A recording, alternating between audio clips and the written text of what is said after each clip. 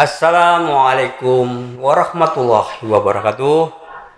Selamat berjumpa kembali dalam pembelajaran sejarah.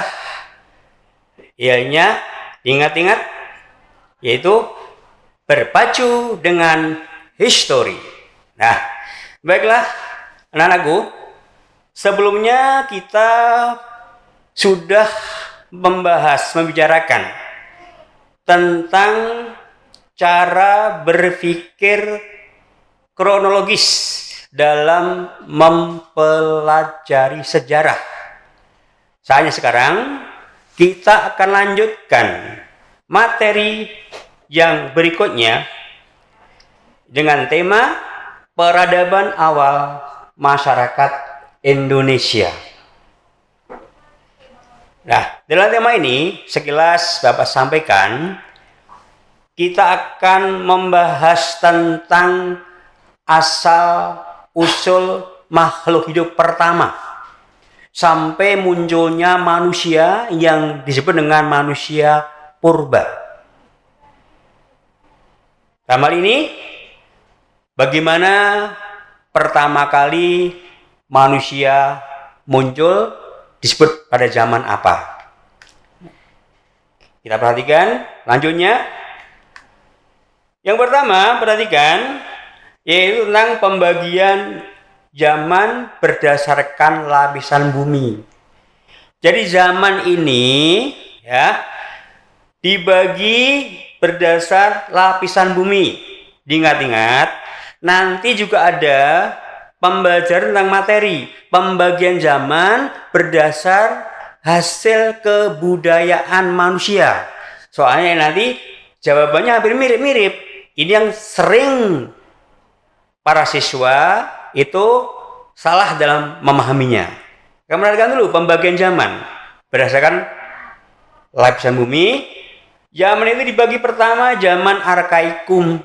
Ya, zaman arkaikum itu zaman di mana zaman di mana belum ada tanda-tanda kehidupan. Jadi dunia ini hampa. Dunia ini benar-benar kosong, tidak ada kehidupan sama sekali. Apapun bentuk kehidupannya, makhluk hidup tidak ada. Belum ada. Kenapa? Karena kondisinya bumi masih sangat panas. Kita bayangkan bagaimana. Ya, kita coba bayang aja.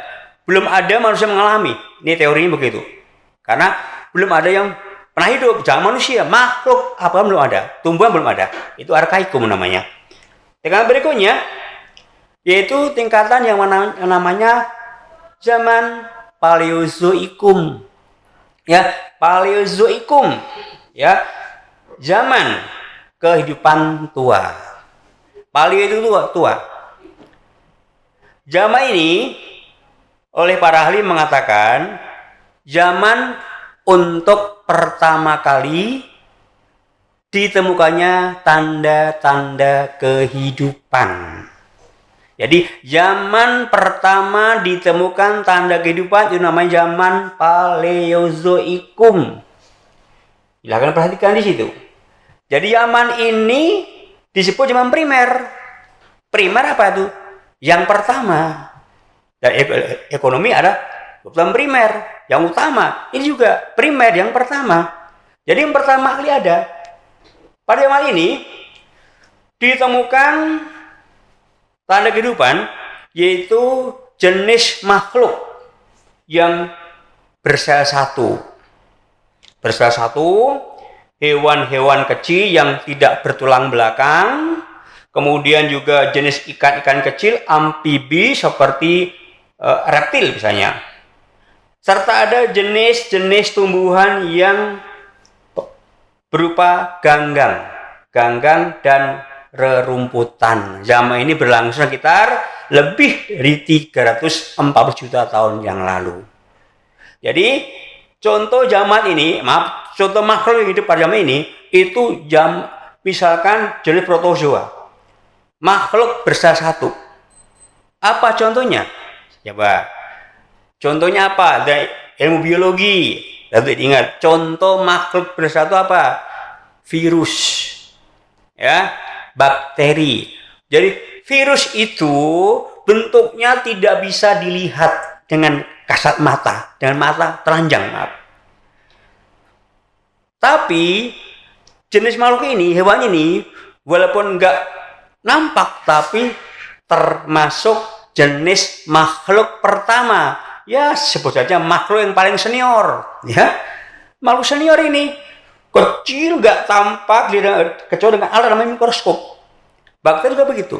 Nah, contohnya ini sekarang ini kan berkembang menyebar virus, namanya virus corona, ya, yang sekarang berkembang dan alhamdulillah sudah mulai mereda, insya Allah segera mereda lagi, tidak ada lagi. Ini nggak tampak, maka kita hati-hati, nggak tampak, nggak jelas, nggak ada sama kelihatan sama sekali. Jadi ini virus binatang yang paling senior.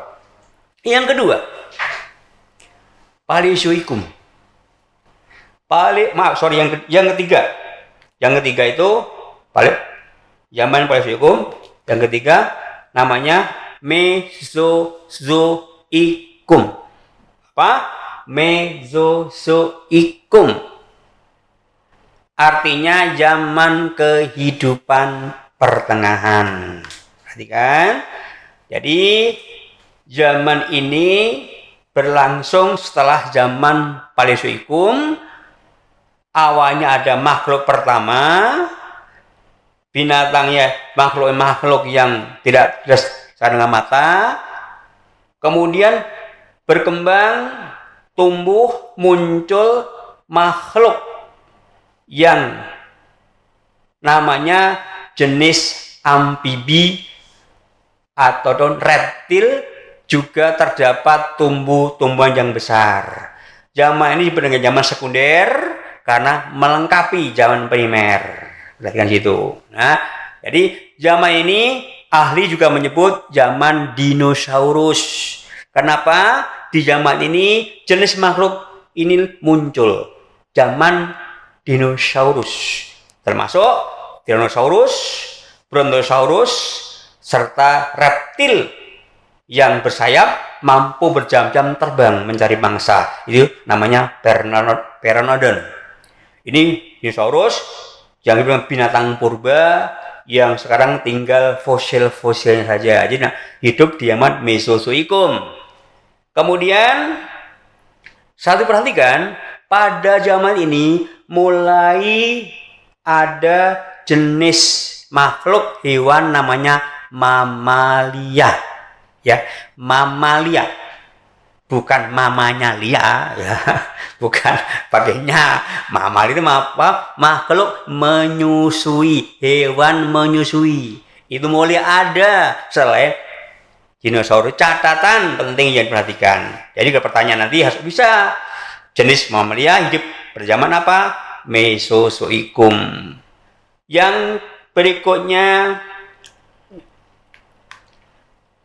zaman Neozoikum, yaitu zaman kehidupan baru. Di zaman ini ada bagi dua, zaman tersier dan zaman kuarter. Apa itu artinya? Zaman tersier, ya, zaman tersier itu ada dua, yaitu dibagi dalam dua zaman. Memang beberapa zaman ini ada Paleosen, Eosen, Oligosen, Miosen, dan Pliosen. Ada 5 zaman.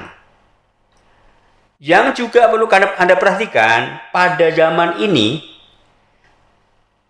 pada tersier, binatang menyusui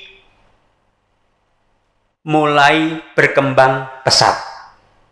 Jadi, apa termasuk itu? Termasuk binatang namanya yaitu bisa dikatakan jenis kera. Itu mulai berkembang di zaman tersier, bagian dari zaman Neozoikum. Dan sebaliknya, binatang atau hewan reptil raksasa itu sudah mulai punah. Punahnya kenapa? Karena usia, dan ada yang mengatakan karena bencana, gempa yang dahsyat akhirnya punah. Jadi kalau kita perhatikan, Allah Maha bijaksana. Coba kalau saat ini masih ada jenis binatang namanya dinosaurus, kita udah punah, nggak bisa hidup. Jadi dia punah, muncul makhluk yang lain, binatang yang lain. Ya, termasuk di sini adalah ada makhluk primata. Nah, primata itu apa? Primata itu orangutan, kera. Itu hidupnya tepatnya di zaman Miocene, orangutan. Kalau primata yang lain hidup sejak zaman Paleocene. Ya. Yang berikutnya, yang kedua, zaman kuarter. Zaman kuarter itu apa? Ya, zaman bagian dari Mesozoikum. Ada dua zaman, yaitu zaman Diluvium atau Pleistocene. Pleistocene, bukan PlayStation, ya, bukan PlayStation, bukan Pleistocene, Diluvium atau Pleistocene, dan zaman Holocene itu Alluvium, Diluvium, Alluvium, Pleistocene, Holocene. Ya, berpacu dengan histori, ya. Oke, kita lanjutkan. Diluvium itu ada dua zaman. Satu zaman glasial, dua zaman interglasial. Glasial itu zaman es, ya. Jadi kutub utara ditutup es, sehingga namanya zaman es, tertutup semuanya kawasannya. Kemudian interglasial itu zaman di antara zaman es sudah mencair. Es sudah mencair, dan kemudian selanjutnya nanti habis itu akan mulai muncul zaman baru yang namanya bagian zaman dari Alluvium, namanya zaman Holocene. Zaman Holocene akan muncul kehidupan baru, apa yang disebut dengan kehidupan manusia purba. Jadi ringkasnya di sini nanti manusia purba hidup di zaman Holocene. Kalau begitu, keterangan dari awal tadi Archaikum sampai zaman Holocene ini dipakai dasar oleh Charles Darwin yang menyatakan teori evolusi bahwa setiap makhluk hidup berasal dari satu zat yang sama akan mengalami perubahan dalam waktu yang sangat lama karena kondisi alam. Jadi makhluk hidup itu berubah terus, mulai nggak ada kehidupan, kemudian ada kehidupan protozoa, kemudian menyusui reptil raksasa sampai menyusui, dan kemudian ada jenis manusia purba itu di zaman Holocene. Ya, mulailah muncul kehidupan yang disebut dengan manusia purba. Lah nanti pada berikutnya nanti kita akan bicarakan mengenai apa itu jenis-jenis manusia purba.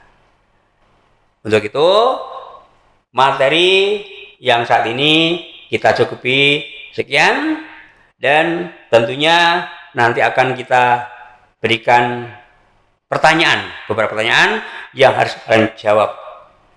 Demikian yang Bapak sampaikan. Terima kasih atas perhatiannya dan mohon maaf jika ada kesalahan. Terima kasih, sekian. Wassalamualaikum warahmatullahi wabarakatuh. Berpacu dengan histori.